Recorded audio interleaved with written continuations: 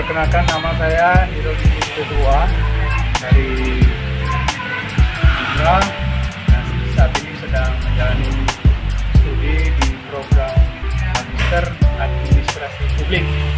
Sekarang saya berada di Dinas Pendidikan Kota Tanjung Pinang. Rencananya kami akan menjumpai salah satu kepala dinas, untuk mewawancarai karena topik saat ini yaitu menyangkut PPDB, penerimaan peserta didik baru, PPDB, penerimaan peserta didik baru. Ya, kita harapkan supaya mendapatkan jawaban, karena selama ini biasanya terjadi semacam permasalahan di lapangan berkaitan dengan PPDB ini. Semoga mendapatkan jawaban dari salah satu pihak yang berkaitan dengan PPDB di Dinas Pendidikan ini. Terima kasih. Mari kita lanjut ke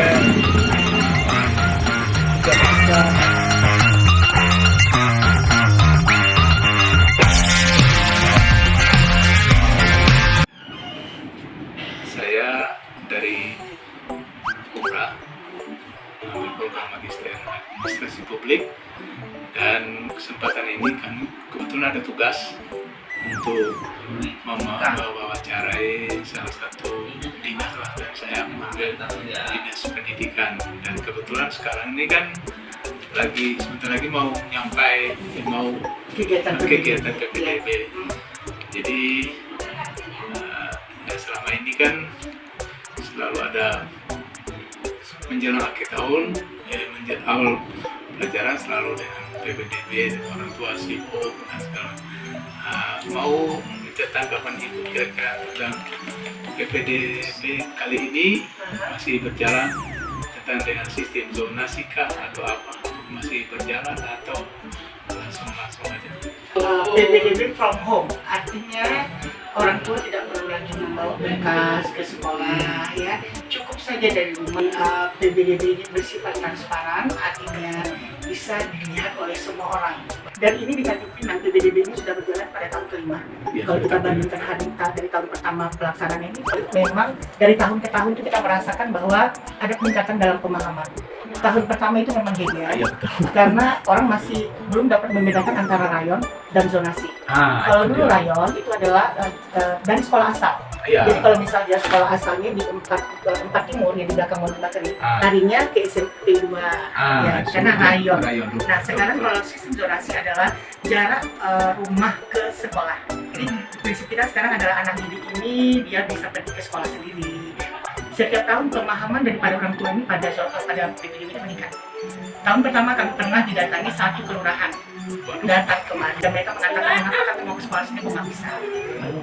Dan alhamdulillah tahun lalu itu sudah tidak terjadi. Ya, untuk SD ada pengecualian selain jarak rumah mereka, kita mengutamakan umur. Jadi umur yang paling tinggi yang masuk itu misalnya 6 tahun 9 bulan misalnya, ya. Dan jarak rumahnya itu agak jauh, mungkin nanti dia akan lebih terpilih daripada anak yang berumur 6 tahun 9 bulan tapi rumahnya di desa. Nah kalau SMP juga kita ada 3 jalur masuk, jalur prestasi yang akan dibuktikan dengan nilai SKL dia, kemudian juga dengan sertifikat pertandingan lomba yang pernah diikuti. Di situ kita bagi tingkatnya bobot. Sertifikatnya itu ada bobotnya, Pak. Jadi untuk kota, provinsi, dan nasional dan internasional itu bobotnya lebih tinggi. Kemudian jalur afirmasi untuk tak mampu yang dibuktikan dengan kartu PIP, dan kemudian satu lagi jalur perpindahan orang tua. Kalau misal pegawai negeri kan dibuktikan dengan SK pindah, dan kalau non pegawai negeri dipastikan dengan surat dari Disdukcapil bahwa dia memang pindah, misalnya, ya. Jadi kembali ke 3 jalur ini. Seandainya siswa sudah memilih 3 jalur ini tapi tidak bisa karena kan terbatas kuota, mereka bisa mendaftar lagi lewat jalur zonasi. Kita sosialisasi ini kita mulai dari bulan Mei. Lewat radio, kemudian kita sudah pasang baliho, ini spanduk kita pasang juga di sekolah, kantor camat, kantor lurah, semua kita pasang. Iya. Nah itulah yang sering beredar di masyarakatnya seperti itu. Mana ini bisa masuk, kenapa saya punya? Nah kalau SD bisa terjawab, Pak. karena dia faktor umur. itu Yang lebih dia. tua didahulukan. Nah, Sekali. tapi jangan masyarakat yang suzon ya nanti.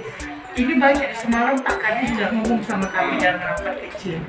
Ini saya sudah dapat nih WA dari entah siapa gitu kan, mengatakan oh rupanya ada titipan-titipan. Jadi saya jawab orang Nah, itu kita yang belum isu mulai. itu gimana? Tidak benar Pak. Zonasi ini akan mengambil siswa yang sesuai dengan persyaratan yang kita minta. Mau tanya itu kan Iya. istilahnya kan ya jadi masyarakat itu kan kesannya namanya namanya sekolah favorit. Ya, padahal nggak ada lagi.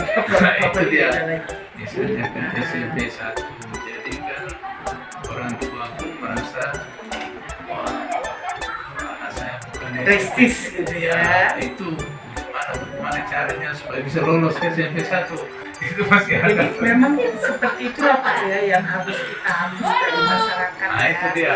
Image yang seperti itu artinya brandingnya Pak Nah, ya. itu. Padahal sekarang semua sekolah sama. Itu dia. Dan guru kita kan rata, semua gurunya ada dan kualitas gurunya semua sama kita sebarkan.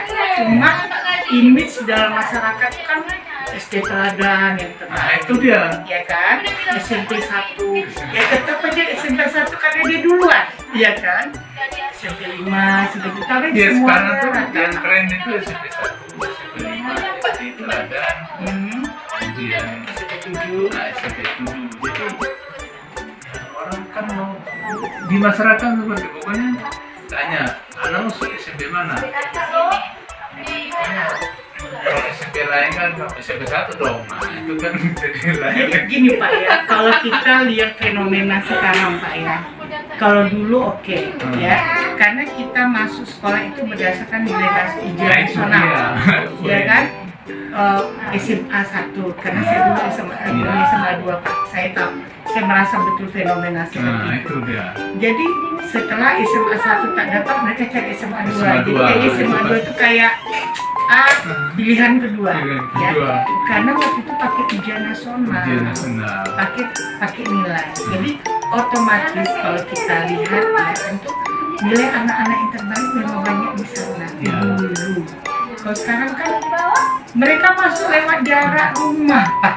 Iya ya. Jarak rumah kan, bukan nilai lagi, kecuali prestasi yang sekian persen. Oh Ya ya kan? berarti kan ya kesannya ya mungkin di masyarakat itu bahwa masih ada ya, Masih. prestasi-prestasinya itu. Iya.